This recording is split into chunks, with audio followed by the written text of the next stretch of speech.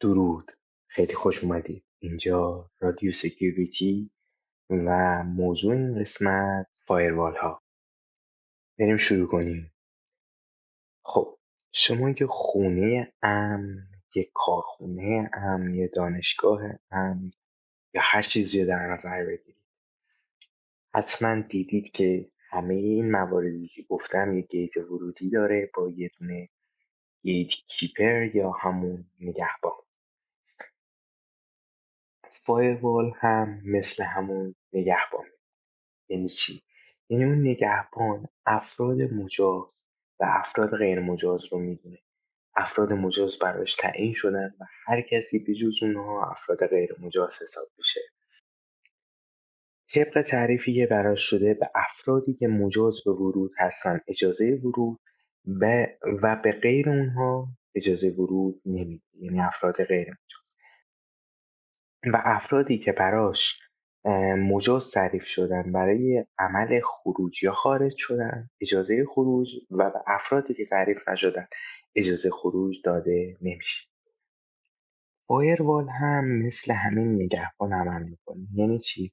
یعنی ما یه سری داده ها، یه سری آی پی ها یا یه سری پورت ها براش تعریف میکنیم که به اینها اجازه ورود میده و به غیر اینها اجازه ورود نمیده. همینطوری برای خروج به یه سری چیزها، به یه سری پورت ها، به یه سری فایل ها، به یه سری آی پی ها به عنوان مقصد اجازه خروج یا فرستادن میدیم، فرستادن داده به سمت اون آی پی ها. اونها اجازه خروج و به غیر از اونها اجازه خروج ندارن. توی این بخشی که گفته شد من یه تعریف خیلی کلی از فایروال و یه مثال شاید عینی براتون زدم، ولی یه توضیح در مورد این اپیزود رو براتون بگم. فایروال ها خیلی گستردن و من خواستم خیلی به صورت دقیق بررسیشون کنم که این اپیزود رو اگه من به صورت کامل براتون بخوام در نظر بگیرم تقریبا 1 ساعت و نیم 2 ساعت طول میکشه. همین مثل تمام چیزایی که گذشت وی پی ان و تور میایم اینم چند بخش میکنیم. یعنی من اینجا مثلا بخش انواع فایروال ها رو یا دسته‌بندی فایروال ها رو به صورت فقط کلی و اسمی اشاره میکنم و توی یه اپیزود دیگه به صورت کامل بررسی میکنیم. برای همین الان شاید خیلی از موضوعات به صورت کامل بررسی نشن و بعداً بهشون بپردازیم. برای همین اگه این اپیزود هم کامل نبود من ازتون عذر میخوام و قول میدم ادامه شد توی اپیزود بعدی که احتمالاً یه هفته آینده منتشر بشه براتون توضیح بدم. بریم سراغ بخش اول. بخش اول اینه که فایروال چیه. شاید شماها هم در مورد فایروال هایی که توی خودروها و بعضی از خونه ها استفاده میشه شنیده باشید. این فایروال های کامپیوتری هم اسمشون از همون فایروال هایی که تو خودروها و تو خونه ها استفاده میشه گرفته شد. اون فایروال ها یعنی فایروال هایی که تو ماشین ها هست و توی خونه ها هست برای جلوگیری از انتشار و گسترش آتیش به قسمت های دیگه. مثلا خونه اگه یه اتاقی فایروال داشته باشه باعث میشه آتیش به اتاقای دیگه نفوذ نکنه، یا توی ماشین بین اتاق سرنشینان و قسمت جلویی ماشین یا قسمتی که موتور قرار داره یه دیوار گذاشته میشه به نام فایروال که اگه موتور ماشین دچار آتیش سوزی شد یا انفجار رخ داد آتیش به اتاق سرنشینان نفوذ نکنه. فایروال ها هم همچین کارکردی دارن، باعث میشن که بدافزارها یا عوامل مخرب نتونن به شبکه داخلی ما یا سیستم ما نفوذ کنن و از ورود این بدافزارها یا ویروس ها جلوگیری. فایروال ها به عنوان دیوارهای امنیتی بین شبکه داخلی و بیرونی عمل میکنن. اونا با فیلتر کردن ترافیک ورودی و خروجی شبکه اجازه عبور داده‌های مجاز رو میدن و داده‌های مشکوک یا غیر مجاز رو مسدود میکنن. این فرایند به حفاظت از سیستم در برابر حملات یا تهدیدات سایبری کمک میکنه. بریم یه مثال بزنیم. مثلا شما یه شرکت دارید و شبکه شما به اینترنت متصله. یعنی شبکه داخلی نیست که فقط بخش‌های مختلف شرکت بتونن با هم حرف بزنن. یه شبکه‌ایه که هم به داخل هم به خارج وصله. یعنی شبکه داخلیتون به شبکه اینترنت یا شبکه جهانی متصله. حالا اگه فایروالی تو مسیر شبکه شما قرار داده نشده باشه، ممکنه هکرها بتونن به راحتی وارد سیستم‌های شما بشن و اون چیزایی که میخوان رو بردارن یا اون چیزایی که میخوان رو وارد کنن. چون اون گیت ورود و خروج، اون نگهبانه وجود نداره که کنترل کنه که چه چیزایی باید خارج بشن یا چه چیزایی نباید خارج بشن و چه چیزایی نباید وارد بشن یا باید وارد بشن. پس برای همین هکرها میتونن به داده‌های حساس دسترسی پیدا کنن. فایروال مانند دیواریه که جلوی این دسترسی رو میگیره. یعنی دسترسی هکرها. بخش دوم، انواع فایروال ها در دسته‌های مختلف قرار میگیرند که هر کدوم برای کاربردهای خاصی مناسب هستند. در ادامه انواع اصلی فایروال ها رو معرفی می‌کنیم.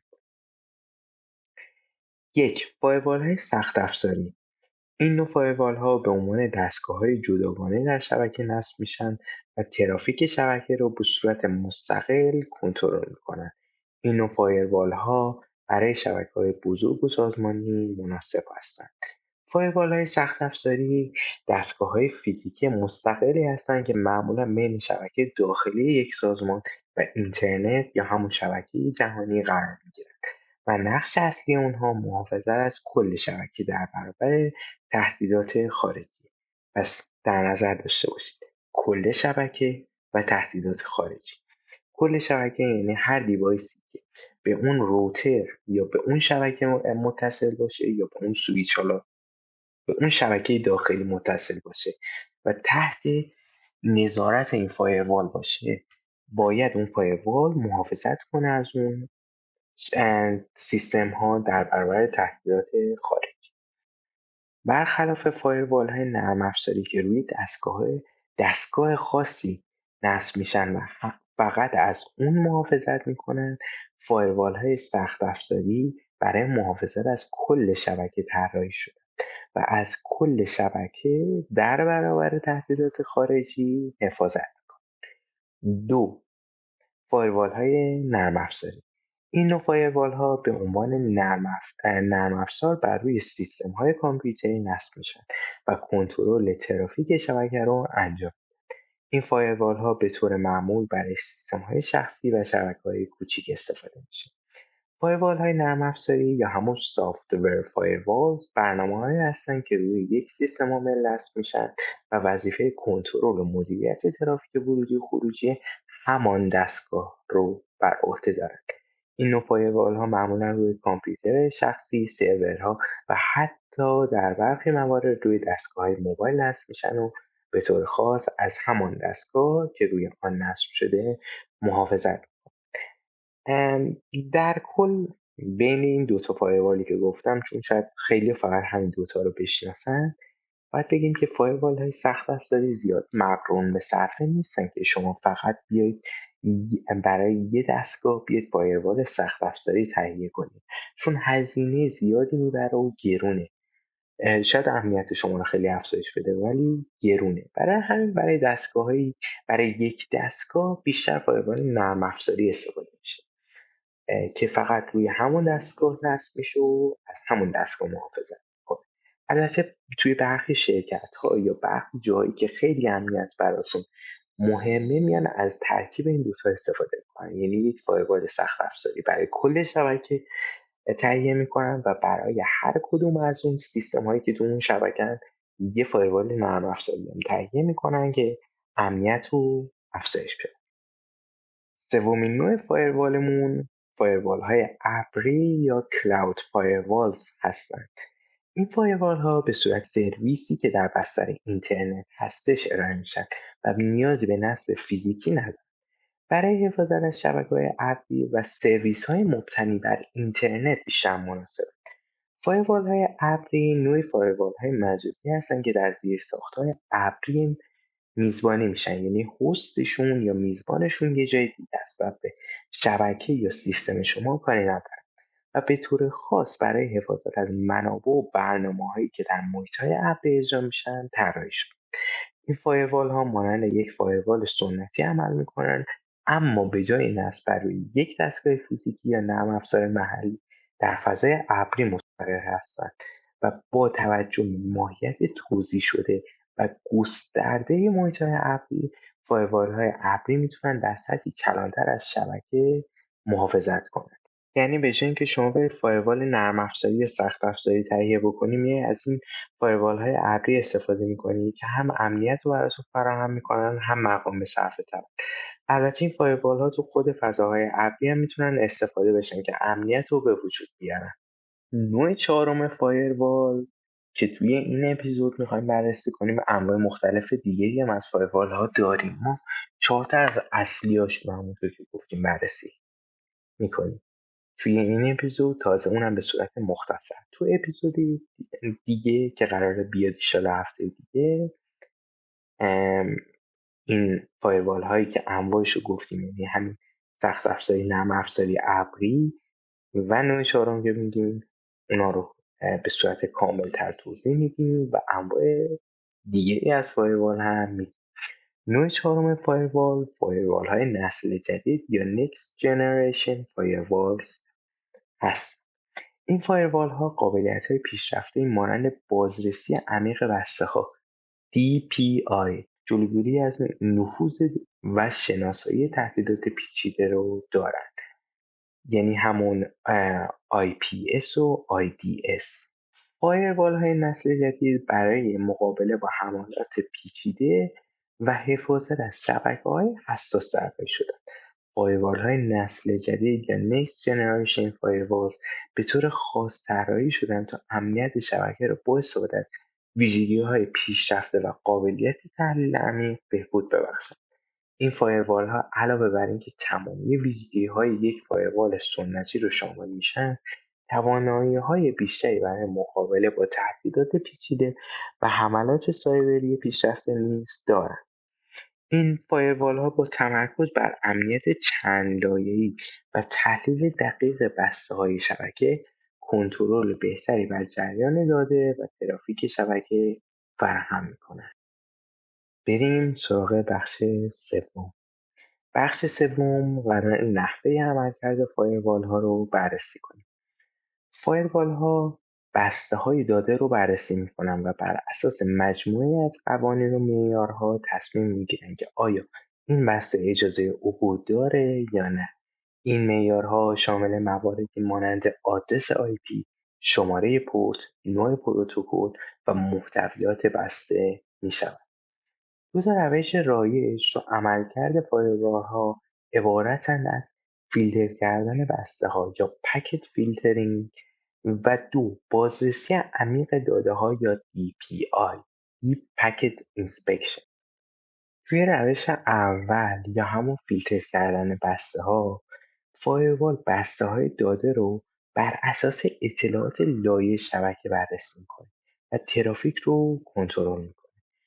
این روش با اینکه سریعه اما نمیتونه محتوای بسته‌ها رو به صورت دقیق بررسی کنه. توی روش دوم یا بازرسی عمیق بسته‌ها، فایروال این اجازه رو میده که محتوای بسته‌ها رو بررسی کرده و تهدیدات پیچیده‌تری رو شناسایی کنه. پس شبکه این اجازه رو به فایروالمون میده. DPI معمولا توسط فایروال‌های نسل جدید یا همون Next Generation Firewalls استفاده میشه و از سیستم در برابر حملات پیچیده محافظت کنه. مثالش چیه؟ فرض کنید شما یک درخواست وب یا همون HTTP request داری که از طریق فایروال عبور میکنه. در روش فیلتر کردن بسته‌ها، فایروال فقط آدرس IP مبدا و مقصد و شماره پورت ها رو بررسی میکنه و اجازه میده که بسته وارد شبکه بشه. اما در روش بازرسی عمیق بسته‌ها، فایروال محتوای دقیق درخواست رو بررسی میکنه تا از این که این درخواست شامل بدافزار نباشه مطمئن بشه. بخش چهارم، کاربردهای اصلی فایروال.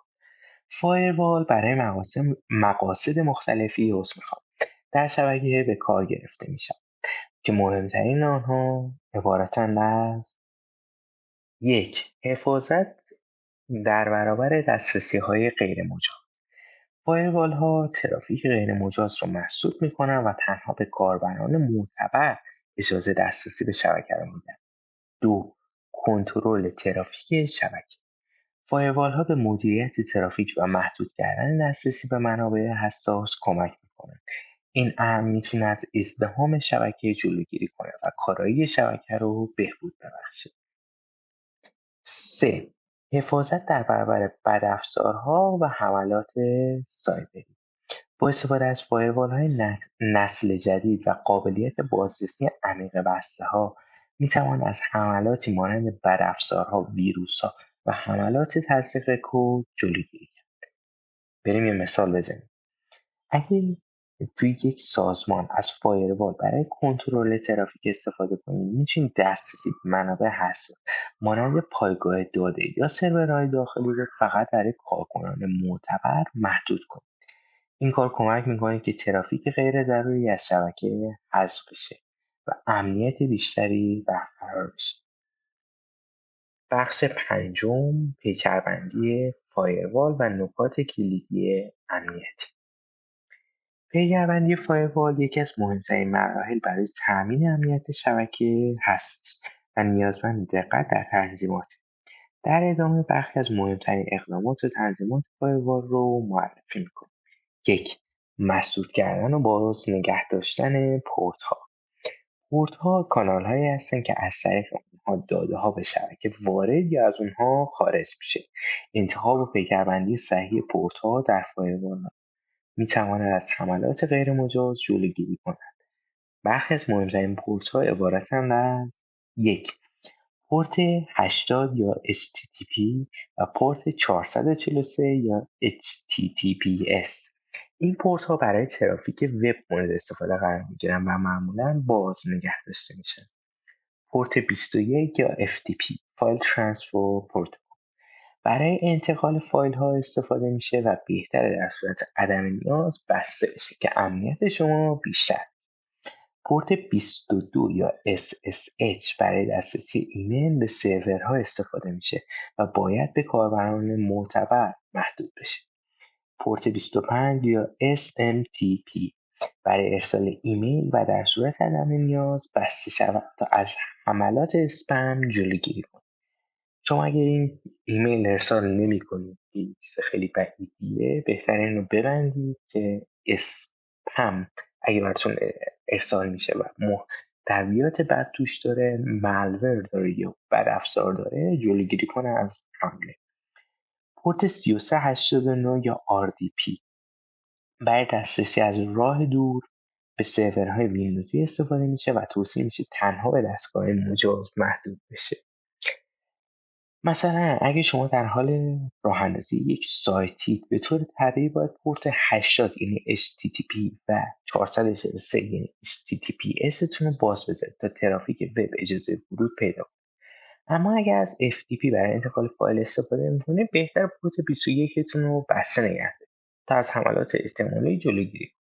بقیه پورت ها به همین منوال اگه شما استفاده میکنید بهتره بسته باشن. اینا یه سری پورت مهم بودن و قاعدتا همونجوری که خودتون میدونید و باید بدونید پورت‌های دیگه هم داریم. 2. تنظیم قوانین دسترسی Access Control List. داشتیم پیکربندی فایروال ها رو میگفتیم همونطور که یادتونه. قوانین دسترسی به شما این اجازه رو میدن که مشخص کنید کدوم دستگاه ها و کاربران به شبکه دسترسی داشته باشن. این قوانین میتونن بر اساس موارد زیر تنظیم. اینجا به چند مورد اشاره میکنیم. اولی، آدرس. IP مسدود کردن یا محدود کردن دسترسی به برخی از آدرس‌های IP خاص میتونه کمک کنه به بالا بردن امنیت و جلوگیری از دسترسی‌های غیرمجاز. دومین موردی که میتونیم انجام بدیم زمان دسترسیه، یعنی ما تعیین زمانهای مجاز دسترسی رو داشته باشیم. سومین کاری که میتونیم انجام بدیم نوع ترافیکه، یعنی ما محدود کنیم که چه نوع ترافیکی اجازه عبور داره، مثلا فقط HTTP و HTTPS. بریم یه مثال هم از این بزنیم. امروز پر مثال اومد. شما میتونید قانونی تنظیم کنید مثلا که فقط آدرس‌های آیپی از یک منطقه خاص. مثلا چی؟ مثلا آدرس‌های آیپی داخل شبکه شرکت. یا مثلا آیپی شرکت معلومه دیگه، قاعدتا اینو باید بدونید فقط از یک شبکه خاص بیاد. مثلا شما تنظیم میکنید با این که بخش امنیت امنیت آیتیتون، امنیت شبکتون به شبکه جهانی هم متصله، فقط بیاد از آی پی هایی که داخل شرکتن اجازه دریافت داده و خروج داده بده. برای همین این کار مثلا امنیتتون رو میبره بالا و جلوگیری میکنه از چی؟ حملاتی که از منابع خارجیه. این یه نمونهش. قاعدتا هم مثال های دیگه هم میتونید خودتون بزنید برای خودتون یا از تو اینترنت سرچ کنید. بخش ششم، محافظت در برابر حملات دیداس یا Distributed Denial of Service. حملات دیداس یکی از رایج‌ترین و خطرناکترین تهدیداتیه که شبکه‌ها رو تحت تاثیر قرار میده. فایروال ها میتونن به شناسایی محدود کردن این حملات کمک کنن. خب من که خلاصه مختصری از دیداس براتون میگم چون شاید آشنایی نداشته باشید. این حمله دیداس همونطوری که از اسمش مشخصه، یعنی یه ترجمه کلمه به کلمه بخوایم داشته باشیم، میشه انکار سرویس یا تکذیب سرویس به صورت گسترده یا توزیع شده. یعنی چی؟ یعنی یه هکر یا یک آدم بد میاد چند تا کامپیوتر، چند تا سیستم رو به صورت زامبی در میاره. یعنی چی؟ یعنی به عنوان یه جورای اسلیو هم میتونیم کامپیوتر در میاره که زیر مجموع خودشان ازش دستور میده. مثلا کامپیوتر شما به یه بد افزاری آلوده میشه که میشه یه جور زامبی، یه جور اسلیو اون کامپیوتر هکره یا آدم بده. شما بدون اینکه کامپیوترتون یا خودتون، کامپیوترتون که میدونید عمل رو داره انجام میده، بدون اینکه خودتون بدونید، یعنی براتون نمایش داده بشه، مثلا میاد یه مثلا درخواست فایل یا خدمات میکنین از سرور مثلا گوگل، خب به صورت همزمان این میاد مثلا چندین هزار تا یه تعداد مثلا زیادی که برای اون سرور زیاده، مثلا شاید یه سرور ظرفیتش 10 تا باشه، این میاد با 20 تا کامپیوتر وارد میشه. یه سروری ظرفیتش 10,000 تا کامپیوتر باشه، این میاد با 15,000 تا وارد میشه یا بیشتر.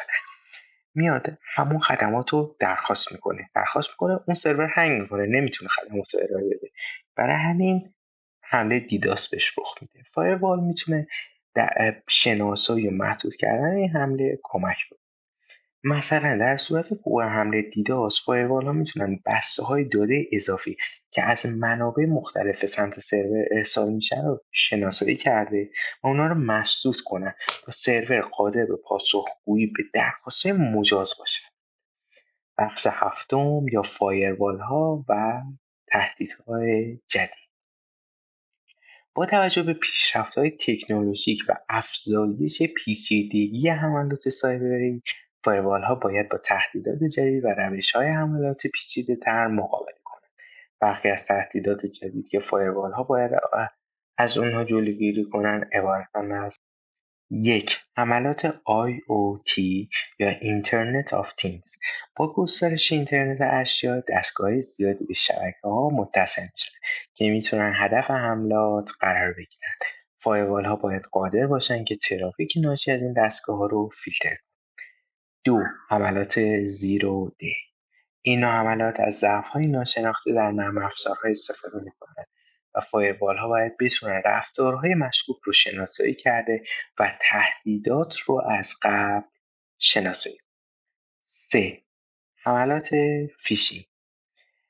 فیشینگ یکی از روش‌های متداول برای فریب کاربران و سرقت اطلاعات حساسه. فایروال‌های نسل جدید میتونن از طریق فیلتر کردن ایمیل‌ها، لینک‌ها و غیره این حملات رو شناسایی و متوقف کنن. حملات APT یا Advanced Persistent Threat. این حملات بسیار پیچیده هستند و مهاجمین در طول زمان به طور مداوم به شبکه نفوذ می‌کنند. فایروال‌ها باید در کنار سایر سیستم‌های امنیتی برای شناسایی این نوع حملات همکاری کنند. بریم سراغ مثال‌ها. 1. حملات IoT. فرض کنید که دوربین‌های امنیتی شما به اینترنت متصله.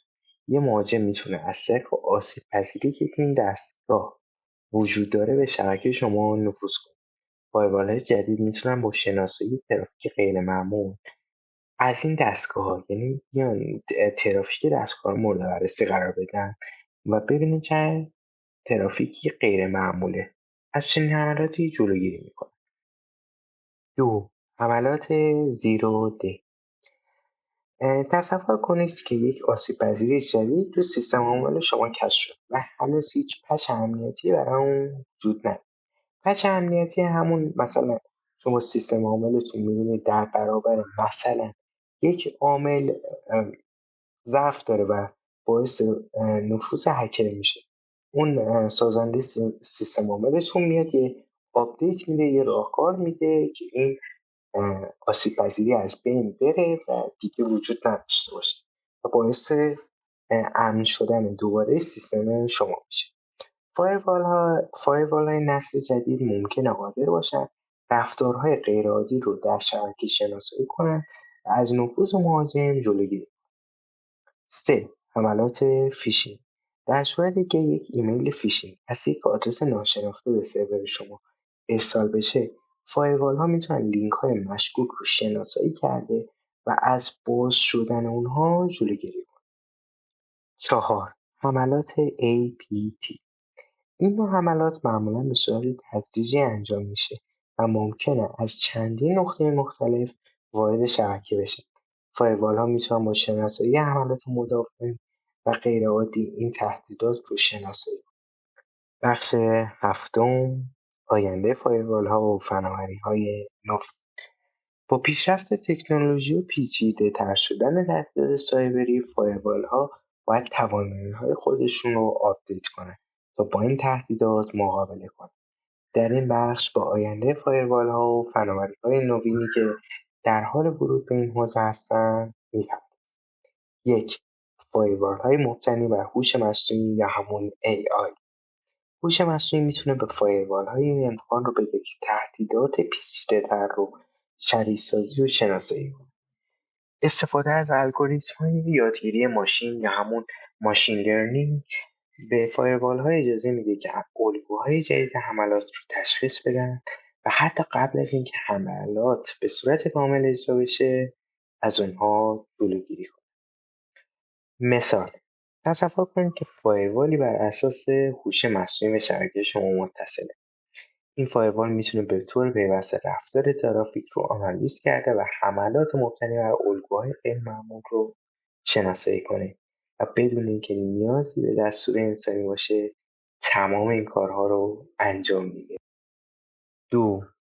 فایروال های مبتنی بر اپ یا همون Cloud Based Firewalls.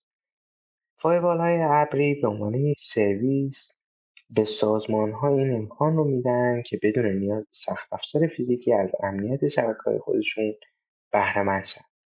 این فایروال ها به طور مرکزی در فضای ابری مستقر شده و از امکانات مقیاس پذیر و انعطاف پذیر برخوردارند. این نوع فایروال ها برای شبکه‌های توزیع شده و از راه دور بسیار مناسب. مثلا شما فرض کنید یک شرکت بزرگ با شعبه‌های متعدد در سراسر دنیا وجود داره. فایروال ابری میتونه تمام ترافیک ورودی و خروجی از تمام شعبه ها رو کنترل کنه و تهدیدات احتمالی رو شناسایی کنه. بدون که نیازی به نصب فایروال‌های فیزیکی در هر شعبه باشه. 3. فایروال‌های نسل جدید. فایروال‌های نسل جدید قابلیت بسیار پیشرفته‌تری نسبت به فایروال‌های معمولی دارند. این فایروال‌ها میتونن نه تنها ترافیک شبکه رو فیلتر کنن، بلکه به تحلیل و شناسایی تهدیدات پیشرفته مانند بدافزارهای پیچیده و حملات مخفی یا همون کاورت اتک بپردازند. اونا همچنین قادر به تحلیل ترافیک رمزگذاری شده یا رمزنگاری شده هستند که به طور فزاینده در حملات سایبری استفاده میشه. مثلا فرض کنید یک سازمان تحت حملات بر افزار پیچیده قرار میگیره. یک فایروال نسل جدید میتونه حتی ترافیک رمزنگاری شده رو نیز آنالیز کرده و بر افزارهایی که در حال انتقال داده‌های حساس هستند رو شناسایی کنه. فایروال‌های آداپتیو یا انطباقی. فایروال‌های انطباقی از الگوریتم‌های پیشرفته برای تطبیق خود با تغییرات مداوم در تهدیدات استفاده می‌کنند. این فایروال‌ها میتونن به طور خودکار پیکربندی‌های خود رو بر اساس وضعیت تهدیدات موجود تغییر بدن. این به سازمان کمک می‌کنه تا با تهدیدات زیادی سریعتر مقابله کنه. مثلا تصور کنید یک حمله جدید به صورت جهانی آغاز میشه. فایروال‌های انطباقی به طور خودکار الگوهای ترافیک شبکه رو به‌روزرسانی می‌کنند و از طریق شناسایی سریع تغییرات در حمله مانع از نفوذ اون میشن. امیدوارم این اپیزود براتون مفید واقع شده باشه و خوشتون اومده باشه. تا اپیزود بعدی، خدا نگهدار.